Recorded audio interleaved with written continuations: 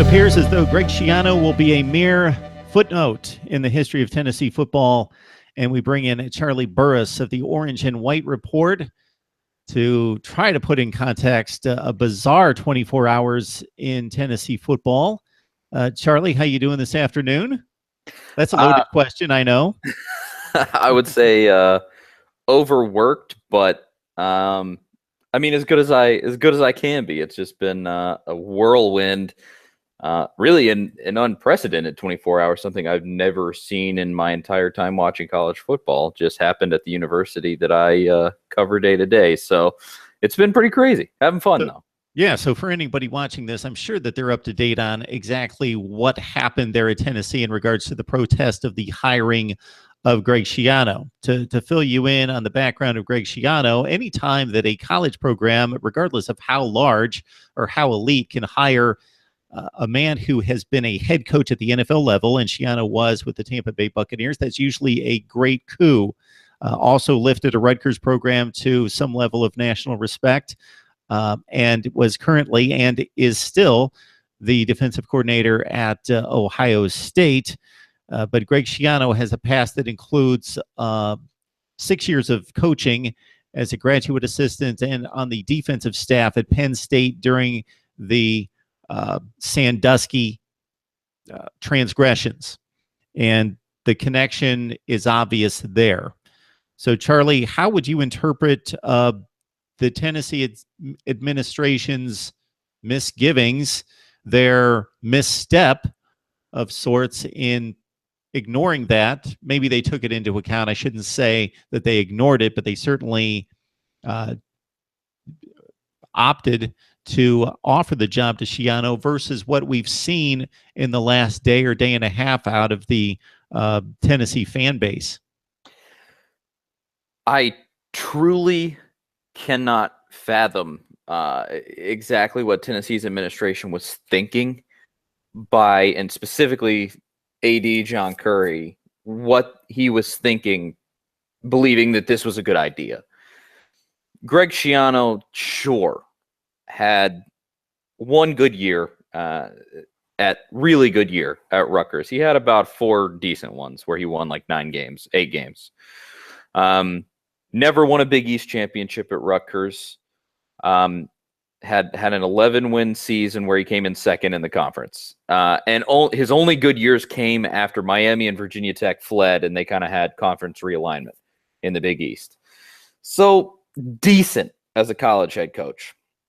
Then he goes to Tampa and coaches the Bucs and has incidents that have become notorious in NFL circles. I believe NFL analyst Mike Freeman yesterday, he said this was the worst hire to ever happen at any football for any football team in the last decade. I mean, he just ripped it apart because Schiano had done things like he released information about a player being in rehab. He told his players to dive at opposing teams' knees. Peyton Manning, the beloved prodigal son of Tennessee, cussed him out over the fact that he was having his players dive at the opposing team's knees. And all of those things together, decent at best head coach in college, horrid head coach in the pros, known for being a tyrant, known for being an extreme micromanager, which is something that you just had problems with Butch Jones. I mean, you would be typically, when you fire a coach, you try to find a coach that has the opposite culture of the guy before to try to do something different. And John Curry goes to a guy who's reportedly worse, who's even more of a tyrant. He's even more of a dictator towards his players, even more of a micromanager. Nothing about this made sense. He's not a good football coach. He's not a good hire. It was so stupid from the get-go. I don't understand it at all. And Tennessee fans, rightfully so, rose up and said, no more. We're not taking this. And of course, if you notice, I've completely ignored the Penn State stuff. And that was a huge, huge concern for myself when I immediately heard that, I I actually called my dad's a big Tennessee fan. I called him and I said, this can't be true. I was just distraught. Like, this can't be true. This guy allegedly, according to court documents, covered up child rape at Penn State. Like, I'll have to find another job. I cannot in good conscience cover somebody who's done this. And it wasn't virtue signaling. It was like, I'm not gonna act like it's normal to have a coach that allegedly has done something like this, that there's a possibility out there that he did. And it just, so you add that to what I've already said about his coaching record, and I just, it was so incredible to see Tennessee fans rise up like that and really force the administrator's hand. But honestly, more than that, I was just relieved. I was relieved to see what happened and just completely baffled at the decision-making of the people at the top of Tennessee. Yeah, because we have seen extremely successful coaches given a pass once, twice, three times. I'll take Rick Pitino in particular at Louisville, Bobby Petrino, maybe coincidentally, also at Louisville. And then you can argue to a certain level, does the football outweigh the ethics, the character, the integrity? I would hope not, but at least you can make that argument. With Greg Schiano, his success is rather marginal. And so it was. I know that you probably had your list. I spoke with a number of Tennessee people that had their lists. We discussed it on my platform here, and Greg Schiano never came up. Even some of those names are typically wish list type names, John Gruden and so forth. And even if you're going after someone for the wrong reasons, meaning let's make a splash, even though he's not going to be the best long-term hire, this guy doesn't check any of those boxes.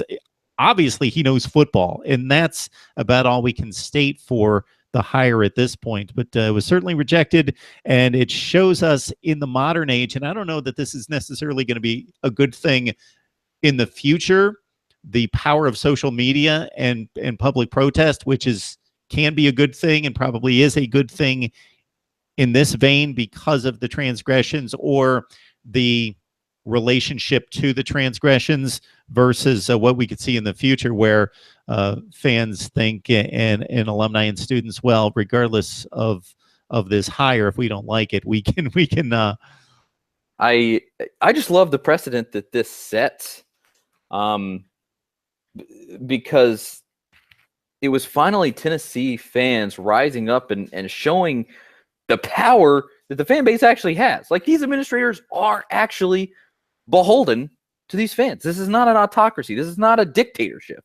These people pay the bills for these administrators and for this program, and they should have power like that. It's absurd that they don't so much of the time. They don't actually have a say. It's only the administrators and then the people that donate millions and millions and millions of dollars. I mean, at Tennessee, to just get a foot in the door, at least from what I know, you essentially have to be someone that donates tens of millions of dollars every single year. That's every year, not like in aggregation. There's an unbelievable set of donors at Tennessee. And so it's just all of those people making the decisions. They sit up on their throne and sort of look down on everyone else thinking, haha, we know better than all of these fans. And the fans finally looked and said, no, we're not doing this anymore. We're not just going to sit here and take this over and over and over again, have you beat us over the head with mediocrity. And I love it. And it is 100% true that this is almost definitely going to make the hiring process harder for Tennessee. If John Currie is even allowed to keep his job, that's actually reportedly up in the air right now. And it will be harder to hire somebody new, but I just think ultimately the precedent that this sets that says, no, you're not getting away with this anymore. We are going to have a say. If we have to contact politicians, we will, which is what happened yesterday. If we have to protest on campus, we will. And finally, they were forced to listen. The fans just took them by the throat and said, no more. And I love it personally because Tennessee fans have just taken an absolute beating in the last decade. And this is what you get when you let that fester, is just a fan base that lets it all explode when given a chance. So hopefully this changes things, but we shall see.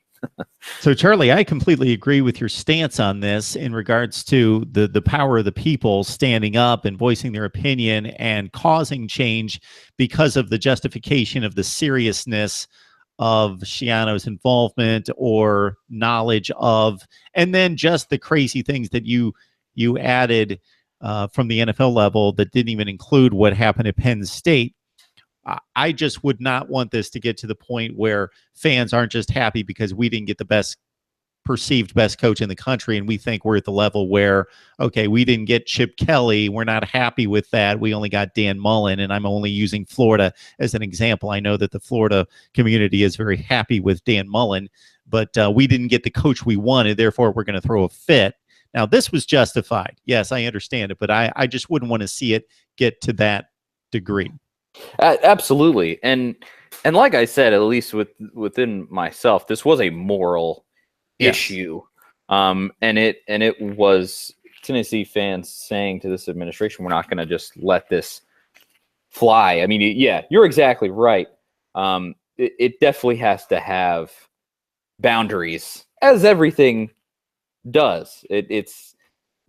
But I just love that Tennessee essentially was the pioneer here. As much as it sucks the position that Tennessee is in currently, and best case scenario, they get out of it in the next few years with whatever hire they make. Like, Les Miles has been getting thrown around. T. Martin's been getting thrown around. If it's one of those guys, hopefully they show this program out of the darkness. But yeah, this definitely has to have boundaries. It can't just be fans saying, oh, you didn't hire John Gruden. And I hated that from national media yesterday. Dan Wolken and Pat Forty and all of these guys just getting up and virtue signaling like this and saying, oh, Greg Schiano is such a good man and you cheated him out of a job opportunity and whatever. Well, that's so... I'm not even sure exactly how to approach this, but it was so absurd to me, because how are you going to tell this fan base how they should feel? You haven't been in this fan base. You haven't experienced everything that they've experienced. You don't know the history here. You don't know that in reality, this was definitely about a moral issue, like I said, with Tennessee fans and, not wanting a bad coach. But really, at the end of the line, it really wasn't about Greg Schiano. It was about Tennessee fans finally saying enough is enough. We're not going to just let you do this to us anymore. And setting a precedent where the national media guys, all they saw of it was, oh, well, Greg Schiano's a media darling for whatever reason. I think he's a big leaker or something. Like there has to be some kind of benefit to these guys, the way that they kissed Greg Schiano's butt yesterday. But there's something with Greg Schiano that made them defend him, but they don't know the context there. And that was the biggest problem. And it really made me angry. But I will say the Ringer put out an awesome piece today on it. Andy Staples at Sports Illustrated also wrote something really great about, kind of how this power of the people. And that's the narrative that should come out of this. Yeah, Tennessee is making their life harder with this protest, and it's going to be harder to make a hire. But ultimately, this is good for this university. This needed to happen to this administration. And, when it all evens out, it's going to be a net good for Tennessee. I truly believe that. And these national media guys getting all indignant and holier than thou about it. Oh, just screw yourself. That's absolutely absurd. I can't stand it at all. And so that bugged me a lot yesterday. And hopefully Tennessee will make a decent hire here, and all of those guys can be proven wrong and say, we didn't need Greg Schiano. We got this guy, and he's doing it even better. So, like I said, we'll see soon enough. So I'm going to make a bit of a reach here, because you've got, again, I'm not going to try to pretend that I know Greg Schiano's knowledge of that situation going on, but there is an attachment there, whether it's innocent or not. It doesn't completely appear to be, based on what you cited and based on what I've read. But let's say it's unclear as to what happened there and his knowledge of. We know what happened, but his knowledge of. An organization, a business, still has the right to hire whomever they choose based on not just that person's capabilities and qualifications, but based on whatever baggage they may bring to the situation. And we're seeing that play out in the NFL with Colin Kaepernick, who is certainly one of the 96, meaning 32 times 3 quarterbacks per roster, one of the top 96 quarterbacks in America. But he's not being given an opportunity because his talent or upside doesn't exceed the perceived baggage that he would take on. Therefore, teams are passing on him, and that's just part of the process too. That's a really interesting point, because I look at a guy like Jimbo Fisher is the first one that comes to mind, where he had, well, really more than anything, this fell on the Tallahassee police, but the rape case with Jameis Winston, where essentially there was a complete miscarriage of justice in that whole way. I mean, the Tallahassee police screwed up that investigation royally. Go look at the expose that the New York Times did on that. I mean, they really, it was to the point where it almost looked pretty clearly like a cover-up. And Jimbo Fisher, at the end of the day, almost did nothing about a player where there was a lot of smoke around a situation that he might have sexually assaulted a girl. And that bothers me. But it's awful. It's absolutely awful. It is the worst kind of awful. If, and obviously it has not been proven in a court of law or anything like that, but if Jameis Winston did that, and well, and I guess you can also look at Art Briles, but Art Briles didn't get a pass. But, you know, if Jameis Winston did that and there was some kind of conscious cover-up from Jimbo Fisher, which possibly there is, I absolutely, you know, I don't have evidence that there was, but there's a possibility there. But he won a national championship with Jameis Winston. And so people look at that and they say, well, you won a national championship, but he's got this back. You know, and like last year or maybe 2 years ago, he had a player punch a girl in the face. Like and they had a whole problem with that. I think that kid got kicked off the team. So at least they're good for Jimbo Fisher. But he has baggage. But I think ultimately to most fans, whether this is messed up or not, this is a whole other conversation that we could probably talk about for an hour. But I think there's a lot of fans that given the chance to hire Jimbo Fisher for their team would probably look over that.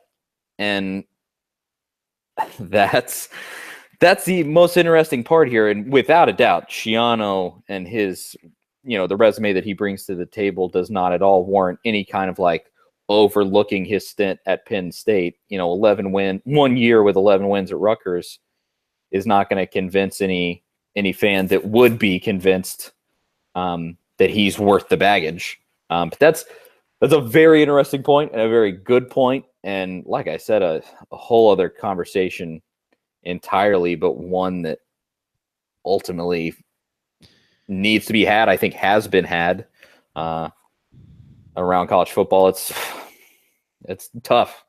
It's just kind of the business we're in.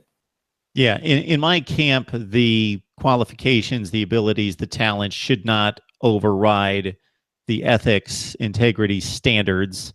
If somebody did something to that degree in harming a female or harming someone else, regardless, Absolutely. They could be undefeated forever and win 20 national championships, and that shouldn't override it. But we know what the reality is, and it's just, as you outlined, that's a balancing act that businesses and organizations play. Yeah, and I mean, I think you look at Penn State specifically. Joe Paterno is one of the greatest college football coaches of all time, and he will forever be shamed for having knowledge of someone in his program who was raping children. And I mean, there's almost nothing more horrific on this earth than that. Yep.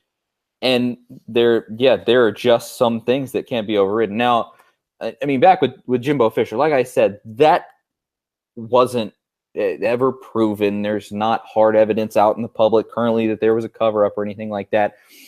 I'll give Jimbo Fisher the benefit of the doubt and say that he worked with the information that he had and then played Jameis Winston.